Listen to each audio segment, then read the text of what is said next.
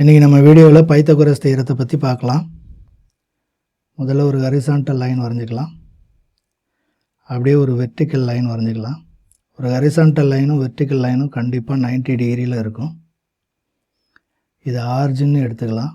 ஓ, இங்கிருந்து ஹரிசாண்டல் லைனில் ஒரு பாயிண்ட் ஏன்னு எடுத்துக்கலாம். ஓவுக்கும் ஏவுக்கும் இடையில் உள்ள டிஸ்டன்ஸ், அதாவது இந்த பாயிண்ட்லேருந்து இந்த பாயிண்ட் வரைக்கும் உள்ள இந்த டிஸ்டன்ஸை ஏன்னு எடுத்துக்கிறோம். அதே மாதிரி வெர்டிக்கல் லைனில் பாயிண்ட் ஒன்று எடுத்துக்கலாம், பின்னு எடுத்துக்கலாம். இந்த பிங்கிற பாயிண்ட்லேருந்து ஓங்கிற பாயிண்ட்டுக்கு இடையில் உள்ள இந்த டிஸ்டன்ஸை பின்னு எடுத்துக்கலாம். இப்போது பிஏவும் ஏவும் ஒரு ஸ்ட்ரெயிட் லைன் வச்சு இணைச்சிக்கலாம். இது ஸ்ட்ரெயிட் லைன், கையால் அப்படியே வரைஞ்சதுனால கொஞ்சம் வளைஞ்ச மாதிரி இருக்குது.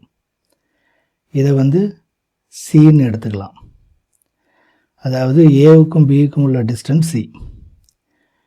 இப்போது இந்த சிங்கிற டிஸ்டன்ஸு ஏங்கிற டிஸ்டன்ஸோடையும் பிங்கிற டிஸ்டன்ஸோடையும் என்ன ரிலேஷனில் இருக்கும் அப்படின்னு சொல்கிறது தான் பைத்தகோரஸ் தியரம். இது எப்படி இருக்குன்னா, சியை நம்ம ஸ்கொயர் பண்ணிவிட்டு ஏவை ஸ்கொயர் பண்ணிவிட்டு பியை ஸ்கொயர் பண்ணிவிட்டு இந்த ஏ ஸ்கொயரையும் பி ஸ்கொயரையும் ஆட் பண்ணோம்னா அது சி ஸ்கொயருக்கு ஈக்குவலாக இருக்கும்.